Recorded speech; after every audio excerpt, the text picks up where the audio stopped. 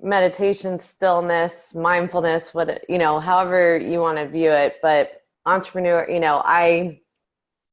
I own a yoga studio as another one of my businesses. And I know at a certain point in my journey that I had to decide this is a purpose-driven business versus a business that I want to make, lots and lots of money and get wealthy on. And I think getting back to what your personal purpose is in whatever you're doing is important. And so that way, if you're disappointing yourself or if the business is doing what you want it to do and so forth. So how do you suggest business leaders, entrepreneurs incorporate, meditation, this awareness and so forth, and really getting to that personal purpose in leading their business? Yeah, I think, you'll know this as well as anyone, but the idea of like really being clear about one's intentions and motivations. And I think often and the more work we can do on that, the better, because I think often we'll say, oh yeah, I'm doing it for this reason, but actually you're not making decisions based on that. It's like I said, it's sort of values written on a wall or on a poster. So and I think for me, the biggest question that has influenced the last 5 years of the company and my experience has been, how much is enough? Mm-hmm. and Yeah.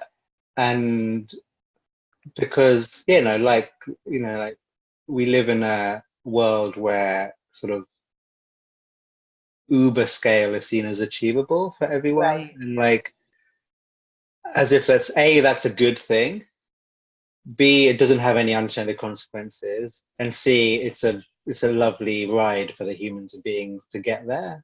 And Mm-hmm. all of those things aren't necessarily true. They um sort of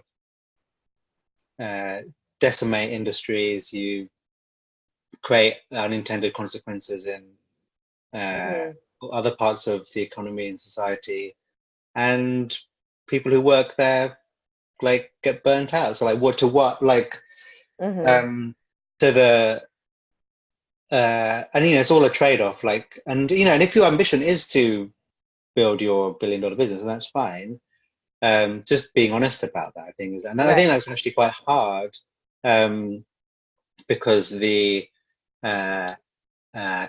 example you gave of like the yoga studio is like a good one, so similar to ours in the sense of like quite early on I knew I didn't want, like, I knew I wanted, it's sort of that old joke of like we work and work and work to have the life that we sort of probably had like 20 years Yeah. ago. And I think, like, I'm in a very fortunate position. I work a 4-day week. I uh, drop and pick up my son from school. Mm-hmm. The business is doing okay, um, uh, and all the sort of things. And like that, for me, like that is in, like, to a certain extent, they're the metrics like that. Really, I'm Right. really interested in like that, and I think that comes down to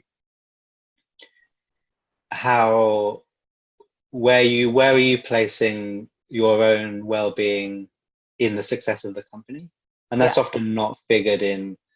It's not For an an entrepreneur. area. Yeah, Mm-hmm. um my sort of heroes, sort of growing up in business, if you like, were the sort of the